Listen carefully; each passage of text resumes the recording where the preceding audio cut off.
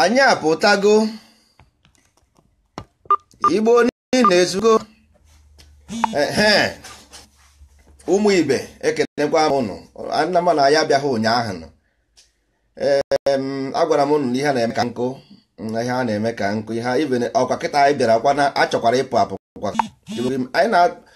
a na-agba mbọ na akpọbatara ụmụ Igbo ndị niile mba ebe ọbụla ha nọ ka amara ka ga-esi arụ anụ Igbo ka ọ bụrụkwa obodo eji ama atụ dịka ndị mbụ mana anyị bụ ndị mbụ mana agaghazi abụkata ndị mbụ bụrụzie ndị iberibe ịmana ihe ajọkanụ ọ dịghị mma ihe osisi eji ama atụ abụghị osisi eji aka ọnụ so ihe anyị chọrọ ikwu bụ na tupu anyị ejebe anyị ga-ekene ndị wetara anyị kene enu kene anị kene ikwu kene ibe kene nwoke kene nwaanyị kene ụmụazị kene ụmụ okenye kene mmụọ kene mmadụ kene ndị fụrụ anyị n'anya kene ndị kpọkwara anyị asị anyị si udo dịrị unu niile. Tupu anyị ebido enwere m ihe anyị kwuru na anyị ga-agwa ndị be anyị n'ụbọchị taa mana oge adịrọ anyị nwere oge nwajaghị ụmụ nwajaghị ụmụ ihe obere oge a maka o nwere ike anyị apụtaghị ndị be anyị ga-asị ka ezi ihe mere na ya afọ ozi nwanne anyị nwoke ebee ka ọ nọ ebee ka nwanne anyị nwoke nọ ọ ya ka anyị si ka anyị pụta ka anyị kwuo ka anyị kwukwa unu na anyị nọkwa ya nọ mbọ ka anyị na-agba ka anụ Igbo dị mma ka anyị nọ n'ime evo so a sị m ka udo dịrị unu niile. E nwere ihe m kwuru na maka ndụ ihe m ji wee kwuo okwu ndụ a maka ndị na-ebu akwụkwọ ebe anyị ga-emetụ aka taa bụ anyị ga-emetụ aka na ihe gbasara ndị Igbo ama m na ọfụgo ya o nwere ihe na-akpọ Igbo life cycle ka ndụ si aga ndị Igbo nwere nke ha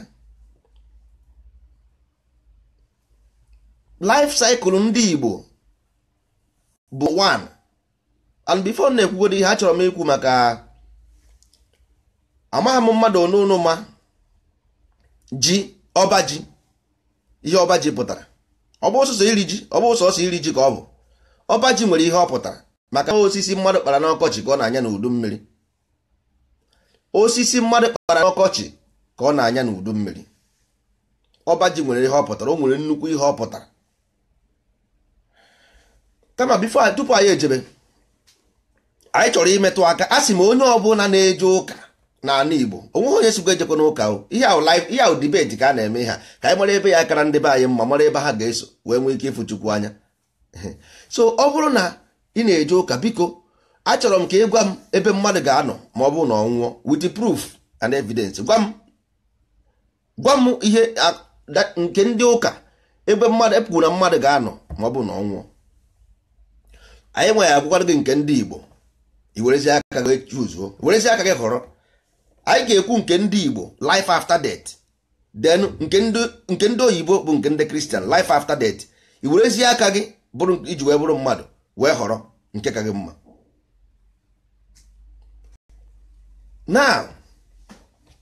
n'ala Igbo amụọ mmadụ a na-agba ya afa a na-agba onye ahụ afa life and direct yes ndị Christian a na-eme gị baptizim a na-eme gị initiate anaghị agba gị afọ ya na-eme gị initiate na ka anyị bụrụ jee na bọọlụ mmenye unu na-agba bọọlụ like cha bọọlụ mmadụ one n'ime anyị ma ihe bọọlụ meniri mmadụ one n'ime anyị ma ihe bọọlụ pụtara unsị na enwere level 1 division 1 akwa ya nwee division 2 nwee division 3 nwezi relegation ma ọ bụrụ na ị maghazi agbacha acha kedu ihe mere gị ga-eji adị na division 1 ọkwa inwe particular point ịba division 1 ọ bụrụ na ị nweghị that point i maintain ụda point ka ihe ị ga-eme ịgbada division 2 ọ bụrụ na ị maintain ụda point in division 2 ịgbada division 3 ya life simple ọ bụrụ na life came out of friction ama ma ndị ba maka friction resistance atom life bụ atom ka a na-akpọ ya atom na nke ndị ọcha anyị ga-ewepụta afọ ọdịnala nke a na-akpọkwa atom maka nke atom bụ nke ndị ọcha, maka ndị be anyị jere akwụkwọ ndị ọcha, so anyị chọrọ ka anyị kọwara ya n'ọnụ ndị ọcha ha ji wee jee akwụkwọ, ma anyị kọwara ya na nke na asụsụ anyị ọ ya dị ha ka ya ma ihe anyị na-akọ. So ka anyị were asụsụ ndị Grik a wee kọwaa ya na Latin. Atom bụ chemical, combines of chemical, different ones. You got to go. So atom dị ka otu engine moto dị, engine moto bụ different thing, mana o nwere one mission, ka mission ya to move. More once in a heat the thing, more in a heat the engine, more ọ na-agba ọsọ, more in a heat the engine, more ọ na-agba ọsọ. It's as simple as ABCD. So atom life came out of resistance, because Chukwu energy, different kind of energy in one, different kind of consciousness in one. So for Chukwu to balance this energy, only the deep process of life. Maka nwere ndị isi adịghị mmanụ na be Chukwu. So ndị a need ịga this process of life so that ka nwee ike ịgbagote normal balance of Chukwu. Ya bụ division 1. Mana ọ bụ division 1 na bụ otu anyị nọ now na ndụ anyị nọ. Mana ọ bụ na maintain without division 1, that because atom only need for you to stay in division 1, you need some certain point. Ama mụ na anụgo akụkọ maka Nebukadneza. Mmadụ onye ma ihe bụ Nebukadneza mean symbolically. Once your level, ihe mere difference between animal and human being is ability to reason. Once that ability go away from you, you are descending. In agbada to animal, such simple as that. You are going down to animal, that simple as ABCD. So ọ bụrụ na maintain the level of human consciousness, in agbada to lower level. That is life after death. Onweghị nothing more, nothing less. Energy never dies. Energy never dies. Spirit anaghị anwụ anwụ, never. Sometimes iwe wee gị ị na-adị nervous, ahụ ga na-eshake. How come your thoughts were aligned to yourselves in your body? Because everything connected together. Only 3 things in life. Ndụ is ahụ ga na only 3 things can contain: proton, neutron and electron. Ọ bụ ihe oge ọ bụla eburu ha anaghị ha akpọwa mmadụ n'igwe, since a ga-anọkwa nwe onye a ga-akpọ eburu ha anaghị ga-ekwu okwu ezi ozi ọma, ha akpọwa mmadụ. So ọkọkọ ihe a na-ekwu na ka ihe a mmadụ na-ekwu isi juru eju ka gasasị ya ka ọ pụọ, nsogbu adị. So ihe a na-ekwu bụ na ihe combined, ọ bụ atom combined your body together. All different atom, everything will just cells, little particles. All ya combined, all the density, for example of density, for example ihe mere otu o si eme weather change ye o freeze ye, and o freeze ye or snow. You got that? All the same density mekwa liquid ka ọ bụrụ mmiri, ọkwa the same density mekwara air. You got that? All dependere. You got that? Ọ dị ka ihe makpe na ihe a na-eji ete n'isi, relasa a na-eji ojela a na-ete n'isi. You got that? Something like that. All molecular a na-eme artificially. You got that? Mana nature nwere nke ọ na-eme, all nature, nke nature, all from nature ka na study nature when we ime artificial ones. So your body will condense. All density mere your body will condense, yeah? All those particles condense because of the weather. Oh ya mere ji wee bụrụ, onye ji mere ji wee body, onye isi ji wee puo, mee rock ji wee puo. Oh God, this how consciousness of God come together so that when we can elevate this your useless consciousness. That's ABCD. You got that?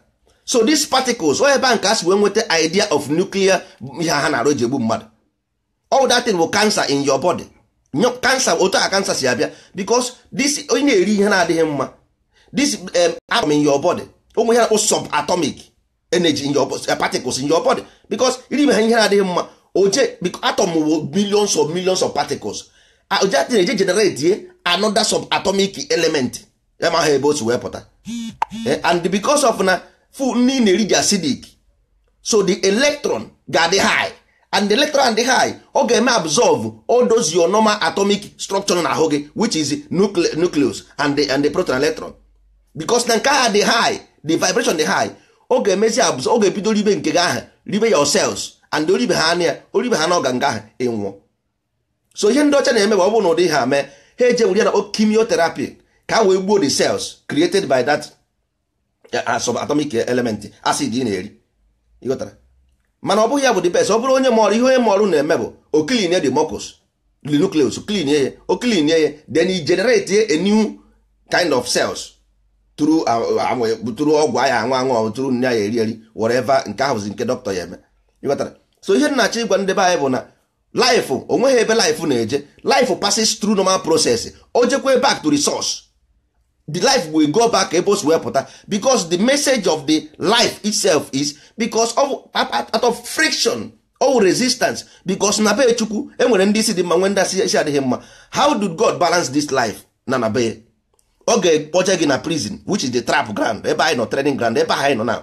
You got that? So you have to come here. Ịbịazie ebe out of that resistance, out of that, then science is so explosion, big bang. You got to go. But common sense normal process war resistance go explosion, but all resistance. You got that? So na be Chukwu onye ka ndị Bible ji wee sị gị in my house suffers violence.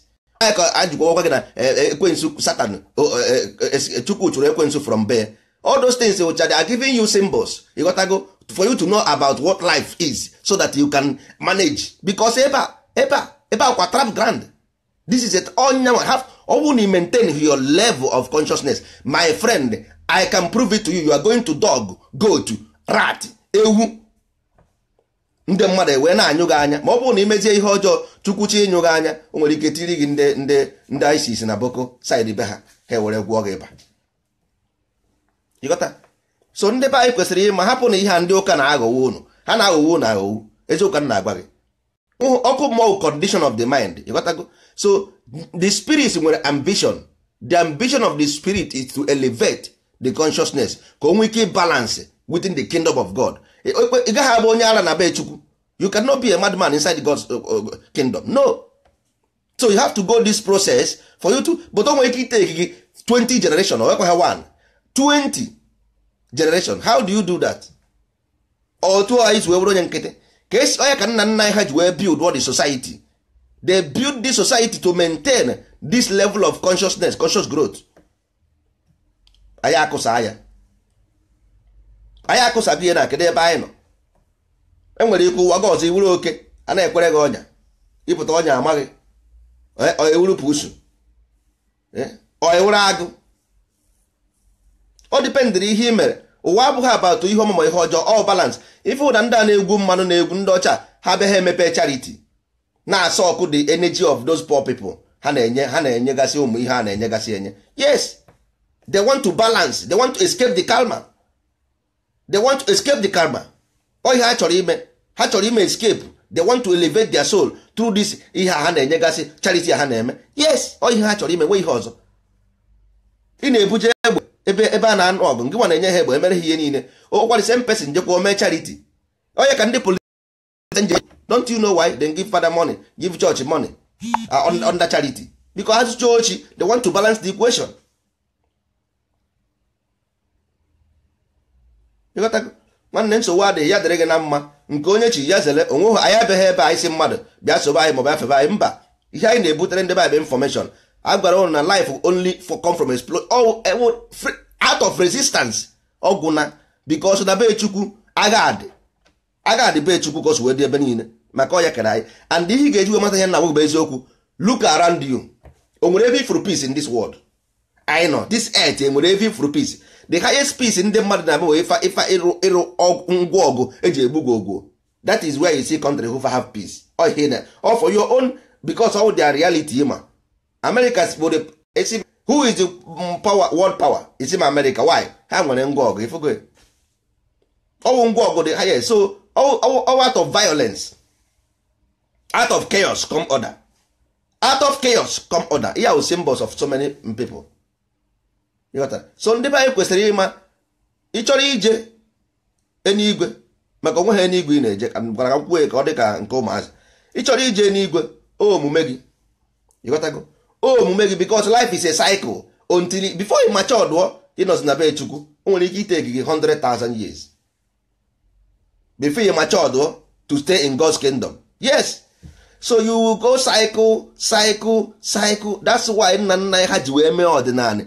Because onye ọbụla ma sayensị ma ihe a na-akpọ electromagnetism ọ ma ya this na-abụghị new thing because of na ndị be anyị dara iberibe ghọtago onwe that is all normal thing enwere ihe na-akpọ earth frequency all this thing dịcha they know it everything all connect to each other you are electric ibe electric enwere ebe ị ga-eme ije now n'okpuru high tension imetụ mmadụ aka ọchọ ọkwụ oge ebe ahụ ịghọtago electric dị everywhere electric juru ebe niile hapụ ndị ọcha ji ebu in fact ọkwefụrụ oil agwara echiena m ha warning ọkwefụrụ crude oil ọ ka mmanụ nsi ebe ahụ pụta hapụ na ke ka mmadụ ga-esi wee na-amị ọbara mmadụ ịmana crude oil ịmana ọbara ka ọ bụ you are taking the blood of the earth ka ihe iji eme enwere energy juru everywhere enwere different kind of energy hydrogen onwe ụdị energy na ihe n'ụwa ka ha ga-esi wee daje na-asa ọkụ blood of the earth si na ha ji eme gị na amami ha ji eme enwere ndị ifuru nwere oyi n'ụwa isi dị mma ọ bụrụ na ha nwere enwepụta problem oyi mi ya amị datin carbon si apụta dị toxic carbon si na that crude oil apụta dị dangerous too much ọsọ ya ka ha eje maka gịnị ka ha ji eme ka ha wee control onye because enwere so ọ na ha gwa gị na mmiri na ihe dị na mmiri sef ka fuel mma ịnya moto ha gwa gị maka mmiri juru ebe na ha control nwe ha gwa gị na crude oil ka ha nwee ike control ya ka ha dominate ya asị ndị ji ego gold niile nọ n'ụwa bụ iron bụ gold all metals are the same ihe ọ need bụ age to change ihe ọ need bụ age to change to next one pump and play nwezi ha niile bụ ofu ihe hapụ iron nọ n'ọnwa 300,000 years o change to gold chukwu ekechago ụwa ka ihe ọ ga-abụ so ọgwụkwa na isiri na-eje ụka na gwa m ihe ị na-ejepụta agwana gị inweghị ijekwa ha ana die ọnwụ na ị na-ebu baịbụl a na-emegheri ụwa gị ọzọ olesi ma ị na-ebu baịbụl na-akwụwa aka gị ọtọ nsogbu adịghị bikos ọwụhụ baịbụl bụ the problem omume gị ịghọtago so iburu baịbụl kwụwa aka gị ọtọ ị nwere ike ịbịakwa the same level ọ bụrụ na ị gaghị division 2 i maintain the same level division 1 mara ama m na enwe baịbụl agaghị eme gị gafee division 2 ị ga-anọrị na this level because Bible just keeping you normal level ị gaghị agbagonwu ị gaghị agbada mana imezi eme na-agba ama ezu ochie ezume ihe niile na-ebu Bible ọkara gị njọ enwere ike ibezi iwuru oke ma ọ bụ usu ma ọ bụ ọchịcha ndị mmadụ wee gwụọ gị ịba ihe a na-agwa gị ọtọkwa gị jekwe jụọ ọjọọ highest professor na ụka ha pastor highest professor ọ ya agwa gị na this boy ma ihe ọ na-ekwu ọ ya agwa gị na this guy ihe ọ na-ekwu ọ ga-asị sef onye gwara ya because ihe na we simple truth ha agaghị agwa gị destiny ha agaghị agwa gị the consequence of life and death they will never tell you ebe ahụ prison mgbe ahụ ị na-asị na na-akpụje mmadụ ọkụ mmụọ ọwa ebe a your soul will be sent here according to what you have done in your past life ọ ya bụ ji ọba ji aha nna anyị ha na-eke ọba ji aha nna anyị ha na-eke ọ ya bụ destiny na-agwa gị na because ọ nkụ ịkpara n'ọkọchị gị na-anya n'udu mmiri nkụ onye kpara n'ọkọchị ka ọ na-anya n'udu mmiri ọ bụ ihe i mere kịta ị nwere ike ịpụta fụ mmadụ esi ka ihe onye a mere ya gbagbuo na enwe ihe o mere mba ọ na-epay price life is balance the person pay the price of the past life yes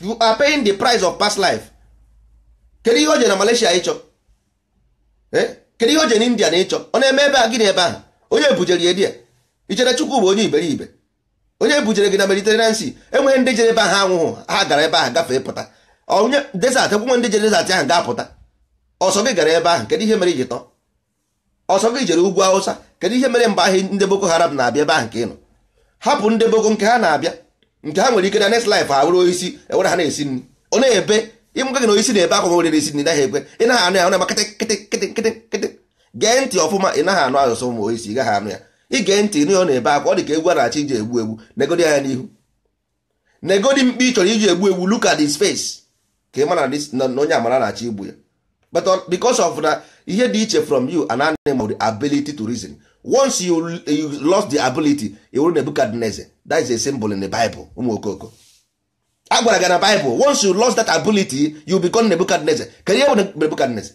ọmụ kwuru Nebuchadnezzar die ọ because na achọghị egwu n'eziokwu because they want you to go below ọmụ dere Nebuchadnezzar na the Bible ka ihe ọ bụ ọkwa one man lost his consciousness and become animal go inside bush all symbol ka ọ bụ you will lost your ability to reason then you become every animal from ọchịcha to busu to oke, they are in the same mission to erase the consciousness of a man. So if you does not maintain the division 1, you are going to division 2. That is ball. Onye ọ bụ the ball a na-agba agba. If you lost division 2, you are going to division 3. Isizi ebe ahụ pụọ, ị ga renegation. Nwere ike renegation nke agbaziri ebe nke ha ga-abụ. Ihe ahụ common science. This is common metaphysical science, but ndị church agaghị agwa gị ya. Nna gị agaghị agwa gị ya because ọ maghị ya. Your friend agaghị agwa ya because ọ maghị ya. Or because na we anchor our ihe anyị na-eme the anchor ọnanị ọdịnanị. The ebe a na-enwe the highest vibration ọ ya wụ +1 anwụpụta ha nọ flash ya na Igbo first before other places. So the whole particles, go and do your research. Jee chọọ ya ha na-akpọ electromagnetic vibration. Ọgwa gị ebe ọ dịgasị anyị ewepụ nke Igbo ya ha agwaghị nke Igbo because agwa gị ije ebe ahụ je chọba ihe ị na-eme dị ha gwa ha ga about this thing eti ha n'Igbo ihe afụcha obodo eti gasịrị dị mana eti ha n'Igbo dị ihe mere eti ha n'Igbo bụ maka agwa ha anaghị ya ịmara ihe ị nwere ha enwe ụgba ịghọtago. So ya mere ekwe ha eti ha n'Igbo etichara obodo dị iche iche wepụzi ha n'Igbo dị all and all the place on a heat first. Sun na-send the particles jee jụọ any scientist. Electromagnetic grid onye na vibration onye na-feed the grid ebe anị n'ime anị o nwere eletrik nọ dị ọ nọrọ onwe ya ebe ahụ onye ka eji alụ tren a na-arụ tren all grid element eletrik ga-eji arụ ya. You got to go. So o nwere so many things ị na-amụghọ ngwa na way connect to that and connect to it. Ihe need will just tune in to that frequency. Enwere ndị na-eje ụka na-eme ritual ndị ọzọ na-eme ọ dị ka mmadụ itune radio ya sị gị tune 1.2.1 all frequency ka ọ bụ if you tune you get the message. Ọ bụ asị ọ bụ itune radio ihe ha na-ekwu dị itune you get. So every land nwere frequency itune ọ na-anị onyebe gị information ha niile dị dị. Enweghị any information na-eme escape na this universe. No, everything is within the universe. Everything within the universe. So you tune ha into the frequency ịghọta ihe a na-akọ. Why ha ji wee sị gị wee were apple let in a window? How can you were apple program apple computer tinye na window Microsoft? Ka ihe oke isi arụ ọrụ. Gwa m how does that work? Ọ ihe ha na-eme ụnụ now buru ihe ndị Rome bunye different frequency. God is a frequency. God will frequency ọ bụ na ịma ha Maria. So ka eke esi adọdị na ala Igbo tunuo radio na-eme na Rome ọ bịa kwuo okwu because language will metaphor. Once you speak you command you give meaning to it. You give meaning to that thing. Ọ bụghị na ọ na-eme exist. Ihe eji ekwu okwu ọ frequency vibration because of na that energy vibration. So our language is frequency vibration. O nwere ebe ọ na-eme ikwu okwu ihe na-eme ikpọ Chukwu. O nwere something na-eme activate in your neurons as long as ikpọrọ Chukwu because our ancestors found the language based on frequency vibration. You got to go. So ikpọ Chukwu o nwere ihe ọ na-eme activate in your brain connect direct to that frequency of that universal force. ịghọtara ndị ọcha na-akpọ na-define akpọ ha masị nke a na-akpọ ha kpọrọ Jizọs akpọrọ Chukwu ha ma nke ha nwere enwe mana nke anyị bụ Chukwu ịkpọ ha anya as long as ị na-akpọ ya that neurons make him or connect ọ ya bụ the code of that frequency ka m gwakwa unu nke bụ eziokwu all the code of the frequency ọ ya bụ Chukwu. ịghọtago. So anyị anaghị anọkọta ba ihe afa ihe niile anyị bara afa n'ụwa asị ndị Igbo nwere ihe ọ pụtara ihe niile ma ndị abara Nwankwọ ma ndị abara Okeke ma ndị abara Okafọ nna nna anyị ha adịghị iberibe ka ndị ọcha mba ha connect everything to that frequency because frequency si n'enu si naanị mana nke si n'enu na ascend nke dị na nne host host. That's why iji akwụ ọta ịda ha ada ya mere iji kwụrụ ọta ịda ha ada ọ pụọ from you ịda ịma na gravity na-ebu gị otu isi aga gravity aka ga na-arị enu arịtụ gravity na-eme ihe niile ahụcha frequency o wee vibration ọ gravity ka ọ bụ onye nwa na-ebu gị agagharị na-agwa gị ihe ị na-eche ka eke ga-esi anọdụ otu a mmakwa m ụmụazị ọ nọ ebe a ịnọdụ ị na-eche maka nwaanyị utu ekelie gị ị naghị afụ ya utu bụ ahụ gị mana isi ka iji ochiche ka i cherie ịghọtago. So ị kwesịrị ịgba na this thing connect, everything connect together. So depend the frequency na generate in your land. So if you want to tune in to God, you have to tune in to the frequency of your land. Ọ bụghị ihe ndị ụka na-eweta sị gị there is one God, kekwa maka ndị na-eti isi ala, ke maka ndị chinko. So ọsọ gị ga-eje n'igwe nwa selfish human being. So only we go to heaven. What about all these people ị na-atụ ahịa from China? So China anaghị eje n'igwe, ị na-atụ ahịa, onye onye ji ọkụ mmụọ na-ebutere gị ahịa ị na-ere. Ihe na-achọ ịgwa m ị na-eji India na-azụ ahịa, ahụ jaba gị ije India na-agwọ gị, onye anaghị eje ụka, onye anaghị eje n'igwe with you na-agwọ gị ọya. Ọ dịkwa mgbe iji ebe ahụ were ọgwụ gbagbuo gị nwụọ, mana ijere dị ọgwụọ gị ịbatakwa buru Baịbụl na-akpagharị. So ihe a bụcha ihe anyị kwesịrị itinye na ụlọ akwụkwọ, ụmụaka ya agụ akwụkwọ mara ihe, ha pụta ha kpaa ahịhịa na ala Igbo, kpaa ahịhịa ruo ezigbo ihe. Anyị niile ihe egbe na-agbagbu mmadụ, ihe anyị niile bụ obere egbu mgbe onwe ya, because ihe anyị na-ejenerate na the electromagnetic frequency ala Igbo na-ejenerate ọ dị SS. Onweghị ọgwụ a na-agwọ agwọ n'ụwa, onweghị ọgwụ a na, because ihe na ụchatun ọgwụ bụ frequency ka ọ itunu in ọgwụ na ndị na-egbu nke eji egbu mmadụ, ha na-eyuzu spirit mmadụ, ọgwụ na or spirit ihe whatever they call it, ọgwụgo nothing more nothing less. Onye ka ya na-akpọ mba mmụọ ma those things taa ka esi a na-eme ya, na-arụ ya arụ. Ọ electric, ọ bụ magnetic, ọ magnetism ka ọ bụ, ọ magnetism. Go ask anybody ọbụla gara school ka ọ gwa gị. Ọ because na ndị be anyị agaghị school, ha na-emegeri ọgwụ na ọ because na ha agaghị akwụkwọ. Ọ bụ akwụkwọ ihe a na-agụ na Naijiria abụghị akwụkwọ, onweghị school nọ dị. Onye ka ji ekwu maka ọdịnala, a ga-enwe ọdịnala research institution maximum science of everything. Ihe ọ bụla a ga-eme n'ụwa emerie sayensị. Ọ sịkwa bụrụ sị gị na nwunye gị chi ibi n'ụlọ na emerie sayensị, mara ihe nwa ụnụ ga-abụ ma ọ pụta ụwa. Even akwadoro ya akwadoro. Gọọmenti ndị Igbo si ebe a na-eme, ndị nne na nna esi ebe a na-eme, nwatakịrị enwe akara aka even in 10 years ruo be Chukwu. Only ji ozi 20 generation 2 generation ya na Chukwu abụrụ nwanne. According to ihe anyị ga-abịa udo ebe a. Hapụ na akụkọ. Hapụ akụkọ. Abịa udo arụ ihe ha ga-arụ n'ala Igbo. Ọ ga-eteki nwatakịrị only 5 generation. Ọ dị perfect. Even ya na Chukwu abụrụzie na-erikọ na akụkọ. Ọ bụ the soul, ọ bụ nyanwa bụ the target of the soul. Soul nwere target. And if ọkụ ha ọ bụ nwanne gbada because ị mara ya. Ndị ọcha atara anyị go to build a system where their people will be on one level.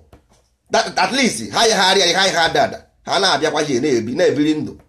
Nwanne ịdịghị mma taa, ị gakwa adị mma n'ụwa ọzọ. You never. Don't deceive yourself. Maybe you have been fool, deceive go gị. Ọ bụrụ na ịdịghị mma taa, ị gaghị adị mma echi. Forget about story. In the worst you go down because all sales ka ọ bụ. Ị ghọta, ọ dị ka iburu moto pụọ na street na. Iburu moto pụọ na main road na-agba, ịhapụ your track go to another track ka he ga-eme gị. Ọ bụrụ na ibu trọk ije amụọ moto pere mpe, ịkwọrie dị moto. Ọkwa na onye mbụ trọk abịa ọkwọrie gị. That is simple as ABCD. Ọ bụ ihe your body system na-eme, ọ bụ ihe ị na-eme.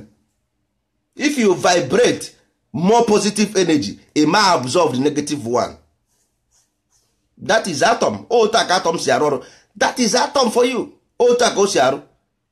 You got to, so ọ bụrụ na this acid in your system generate a new nucleus, or generate ha na new subatomic particles any from where obido ribe ndị aha dị mma. That is the land of Africa. That is the land of Igbo land. So ọ bụrụ na ịrụhụ a system get provide those things your system body system need in accordance to grow, o generate ibe negative, ọ na-generate onwe particles ka nkụ o juru eju na your body, o generate ye ibido gbuwe nwanne gị nwoke. Ọ dị ka mmadụ ije sị na ya jere bupụta arụsị gbaa ya ọkụ. Ịma ihe mere because onye na ndị amaghị ya ajọka. Ịma na ije weta for example na iwetere power this light ihe na-akpa thunder and lightning, you got to go ya Amadioha. I were Amadioha through the tune into vibration of Amadioha, wetuo ye rụọ ọrụ ya ụlọ debe ya ebe ahụ. You got to go onye mmadụ apụta kụsa adị ụlọ. Ịma na Amadioha he mere ya trap like otu life is were friction. It all the same way is were trap the Amadioha no use ya na arụ ọrụ. So ndị aje kụsa adị Amadioha ma ihe Amadioha ga-eme. Ọ dị ka mmadụ iweta agụ tụọ ya keji ofu mbọsị imeghe dị keji of agụ hapụ ya ka ihe ọ ga-eme na the village ọ takpusi onye ọbụla na so mgbe ọbụla unu jere eje kụsa isi arụsị ihe unu mere bụ unu tụpụrụ ndị unu tọpụrụ mmụọ na-agba mmụọ abụọ mmụọ pụzie ihe ọ ga-eme na onye egbu kedu ihe ndị mmadụ na-anwụrụ n'ala Igbo otu a ọ dị unu surprise so ntapụ na-atọpụsị ya na mmụọ niile dị na-agbụ unu atọpụsịgo ha so mmụọ juru eju na-awụgharị n'ala Igbo na-awụgharị ha juru everywhere n'ala Igbo na-awụgharị ọya bụ ọnwa ha na-egbu ndị mmadụ ọya bụ ọnwa na-egbu unu na ọya bụ ya mmụọ ị na-akpọta ndị ekpere mmụọ ị na-akpọta ndị ụka ka akụkwa isi arụsị n'ọrụ onwe na-enwe ihe o mere gị ịtọpụgo dị agụdọ na keji imepe ne ya ihe a bụ agụ etebere ka ọ na-arụ ọrụ ka e were na-arụ ọrụ ka ihe ọjọọ wee na unu atọpụ dị agụ hapụ ya n'iro nke unu agago because igera mmụọ na nwe ọ mmụọ nwe ụwa ọ bụghị ngụnwa maka mmụọ wụ forever and ever ngụnwa wụ life wee friction so ọ dị ka mmadụ inwe ịgba ya electric bulb ịgba ya n'ike ọ bụ ọnụọ ọkwa eziokwu ihe na so it's like some human being ịgba mmadụ n'ike obi mapụ ya ọnwụ ọ ya bulb abụọ n'ọna idika electric bulb onwe ihe idika electric bulb onwe ihe ọzọ onwe ihe you are nothing. He was just a friction escape from his father's ọ dị ka nwa nara akụrụ m ya n'iyi nwa gbapụrụ be nwa nwaanyị nọkọtara nnọọ si na mpa ya na-akpasu iwe ọ gbapụbe ha na-agagharị n'iro ịgbapụrụ be ụnụ inwekwa ebe ibi ị na-akwụgharị n'iro hotel ndị akwụnata hotel ndị akwụna ọ na-amakara gị ịma ha na onye ahụ agwụ na-akpa ya ọ na-emerọ na onye hapụrụ be na ya gbapụ iro ahụ adịghị ya ọnụ na-amarọ onye hapụrụ be na ya gbapụ iro ọ nwoke nọkọtara nnọọ nọkọta disapia achọba ya achọba olesi ma ojere mba bekee jee chọọ ihe onwe ya ga-eri mba nke aha nsogbu adịghị mana onye nọkọtara gbapụrụ enweghị ebe ọ bụ eje ọ gbapụ na-akpagharị na-akwụgharị agụụ na-agụ ya na-ezuzugharị ahụ adịghị ya so ihe mere ndị be anyị bụ ha ghọtara ọnwụ na ha ghọtara ihe na-eme ha gaa na-eme ha anyị amaghị ihe na-eme anyị ịghọtaga ama anyị ma ndị ọdịnala ma ihe wa problem ndị Igbo anyị ma ebe mmiri si baa na opi ụgbọgụrụ anyị ma ndị fọkụrụ ọpụ gbara mgbe ha mere nke ha mere mara the system mara how God ka ụwa si arụ ọrụ mara ihe wụ life mara ihe ga-eme gị ma ị nwụọ mara ihe ga-eme gị ma ị pụta mara ihe ga-eme ime ebe uru ihe a bụ ihe anyị nidiri iput down ọwụrụ our culture and ndị bụkwa na our culture before mana uwe chenji go na ndị mmadụ abụrụgo ndị ọjọọ mgbe ahụ ndị mmadụ na-achọ ka ha jee n'igwe jefu Chukwu anya mana kịta ihe ndị mmadụ chọzi na ka ha kọọ nke ha ịghọtago so anyị nidikwere imekwa adapt anyị weta that force ahụ anyị ji anyị eme ya adapt ọ bụrụzie ancient time modern ịghọtago so anyị na-ejekwa eje ha na-agbada mana nke a bụ na anyị na-agbadazi agbada ha na-arịgharị ọ dịghị ndị mmanụ ụnụ afọ na ọwọkụ ọ manipulation a manipulate gị ọ dị the same way agaghị m akpọ ya afọ maka ndị ọjọọ esi arụ ihe ha nke a na-agba na Hiroshima mana Japan ọ the same way ka your body si work once you tamper with atom you nweta different result and if you hide the electron higher electron ọrụzie poison once the electron is high all poison ka ọ that's why o ji egbu mmadụ that's why o ji akpọ ya afọ ha na-akpọ ya atomic ihe ha na-akpọ ya because they create new particles from subatom ihe atom needed to build human being create contrary to that thing. Your body can generate that so common sense abụrụzie nonsense for you so a na-ekwuzi common sense ị gaghị aghọta because your system generate go a negative new different virus na kọmputa iti virus na kọmputa ka ọ na-adị so your system generate go virus so ihe iwu na complete empty virus ibu na virus ka ibu akpagharị iburu moto gị pụọ na track nwanne moto akụsa gị ma ọ bụrụ na ibu obere moto iburu nnukwu moto ịkụsa aha so ihe a bịara igwu na ebe a bụ because onweghị mgbe ihe anyị bupụtara na Igbo isi unu agaghị ebu nwunye ana m agwa unu nke bụ eziokwu isi unu agaghị onye ka a na-ekwu ihe a because before ihe abịado ibife ịkọwa n'ọrụ ịhazie na ụmụ ihe gwuchasị ahịfịa mezisi anị bifo ịbịa kọwa ọrụ ị naghị apụta nnọọ ịkọwa ọrụ n'elu ahịfịa ebe ka ọ na-eme enwere ike uche gị bụ otu ahụ ka ọ dị things never work that way because unu adịgo used to rubbish that's why onwe Africa na-aga n'ihu onwe Africa ịma na-aga n'ihu where tell me one single Africa tell me one single one agwa m gị ihe mere na ha anaghị aga n'ihu so ị gaghị akọ ugbo ebe ata dị ị ga-achụpụ dị ata ịsụpụ dị ata ihe a dị mma ịkọ ihe ị na-akọ mmiri ị ga-eme land fertile na mara mgbe mmiri ji ezo mara mgbe mmiri eji ezo ọnwụ na ị chọrọ artificial water ịrụọ artificial water ị ga na-agba mgbe ị ga na-agba dị mmiri ịhapụ flawa gị be travel bata flawa ga-agba nkụ nwụọ ọnụ na amahọ na ịhapụ flawa be travel bata flawa ga nwụọ don't you know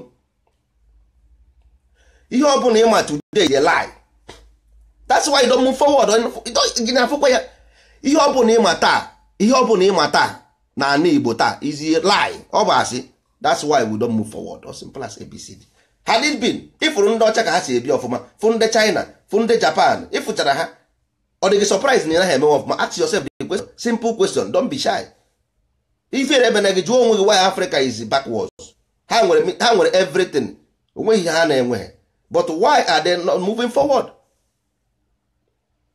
enwere one African country na-akwụ ndị isi adịghị mma ụgwọ gwamgwuya gwam African country nwere ambulance eji ebupụ usu maọbụ nkịta wia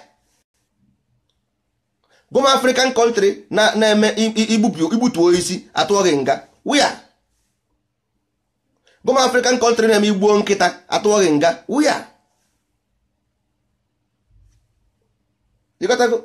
So you are not in harmony with nature. Ị naghị generate ị maghị ihe a na-akpọ dị atom ya fọzikwa ịma ihe na iwe frequency ị maghị ihe a na-akpọ electromagnetic maka a na-asụ ya n'oyibo very soon ọdịnala ga-eti ihe n'Igbo ka ụnụ ghọta ihe o meniri ka ama ihe adịbụ adị na bụ ụnụ bụ nnụnụ nwechara afa niile a na-akpọcha ihe a niile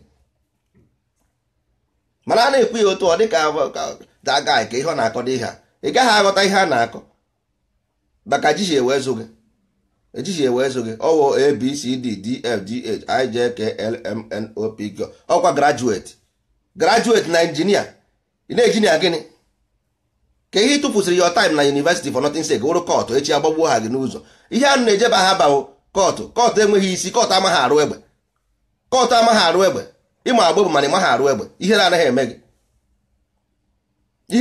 gị na iwe kọtụ ịmaghị arụ egbe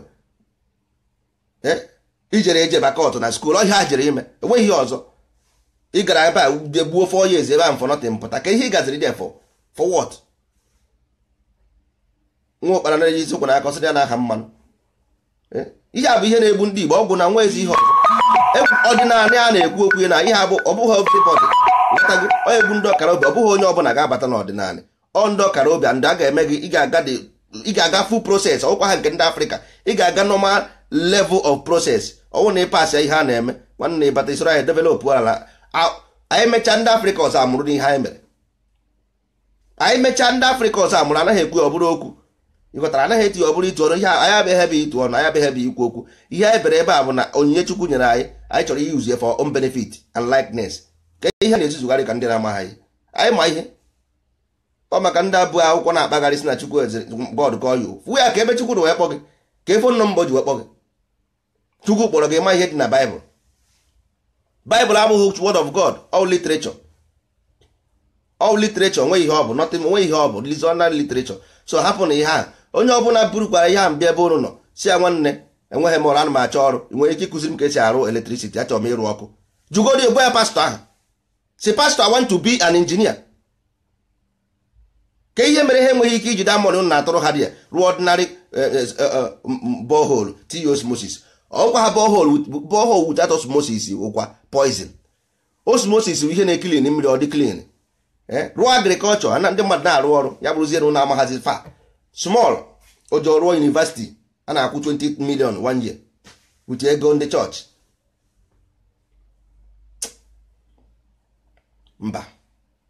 mba life is a cycle life is a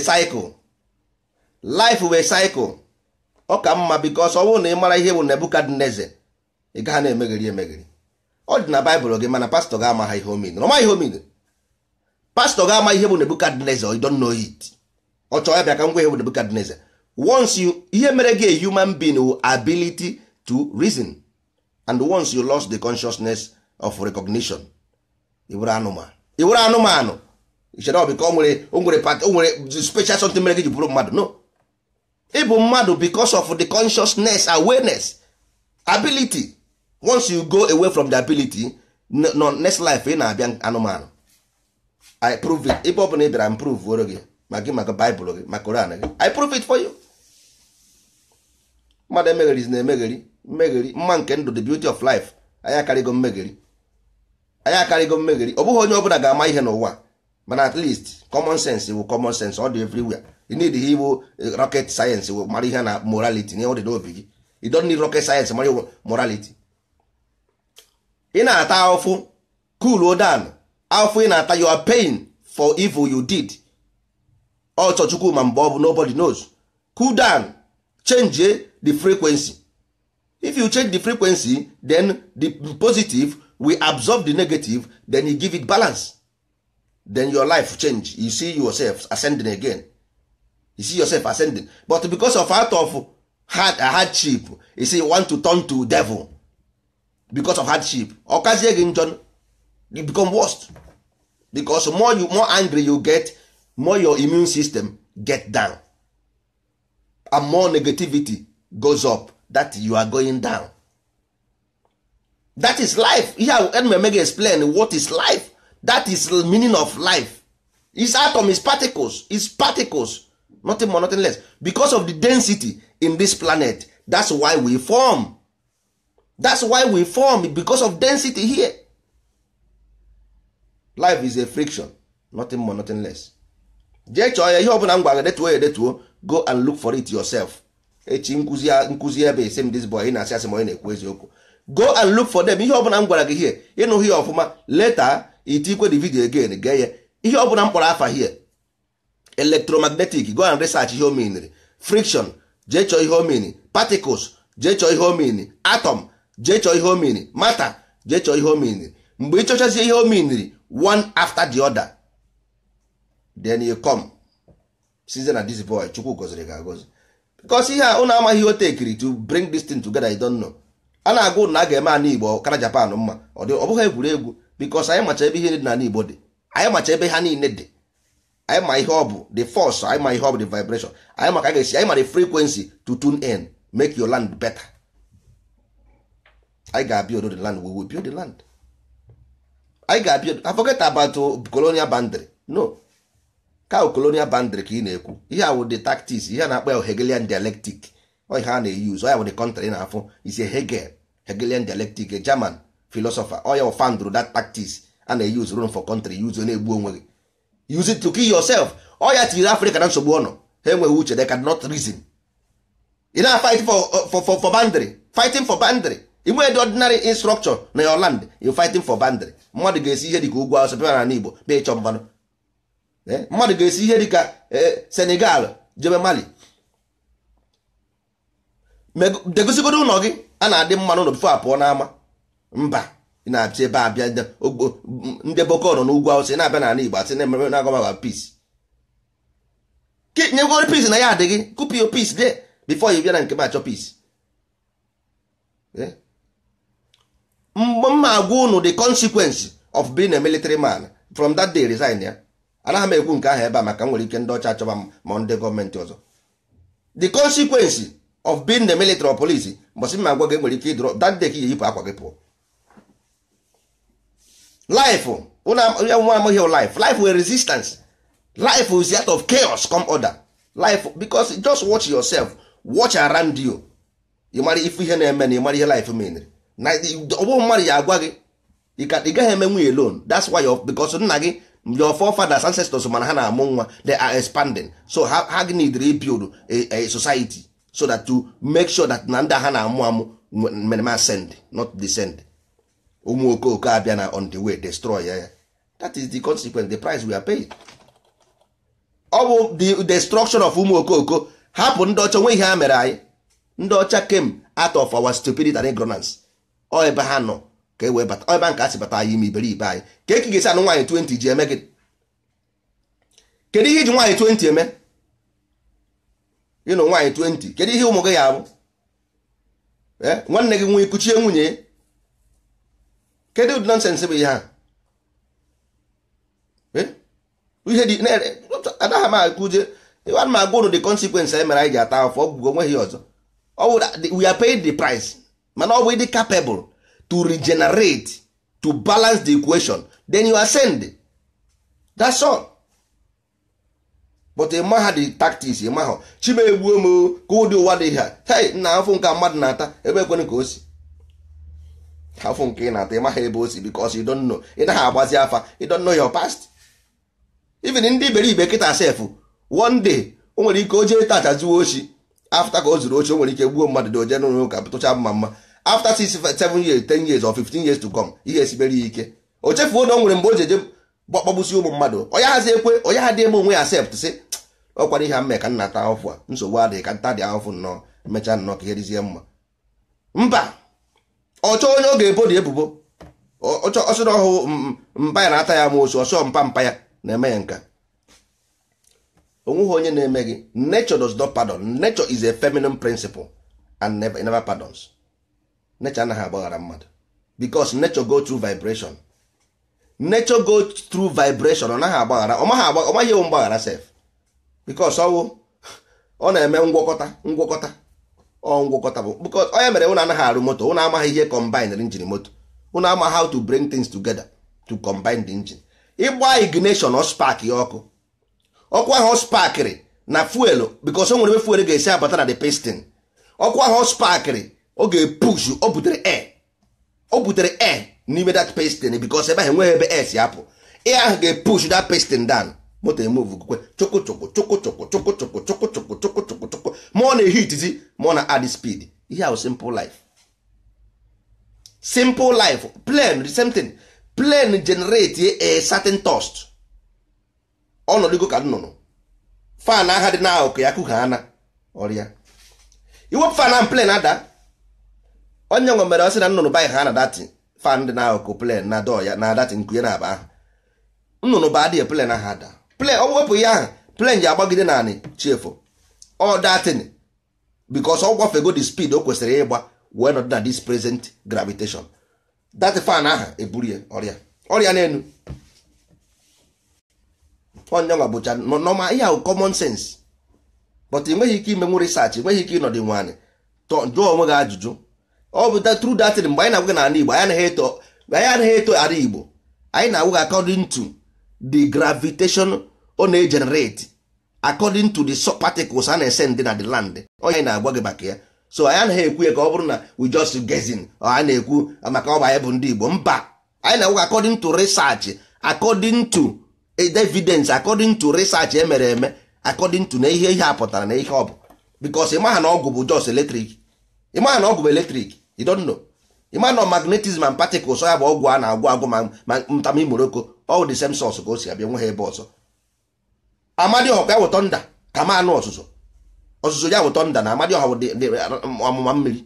Amụma ebe a nka ndị ụka ji si amụma a na-ebu amụma ịmaghị ihe ebe amụma bụ gịnị? Ọ na-esend meseji ọkwa mmadụ ibu amụma ụnụ amaghazi na meseji garatin na-esend idonno mana ụnụ na-ekwu ya n'ọnụ ụnụ na onye a na-ebu amụma ọ ya bụ na amụma mmiri ọ ya bụ amụma. Ụnụ amagha ndị Igbo, ụnụ amagha ndị ụnụ bụ hapụrụ ndị ka na ndị agbọ ha achọghọzi ịza ndị Igbo, let them go. Onye chọkwara na ha, let them go.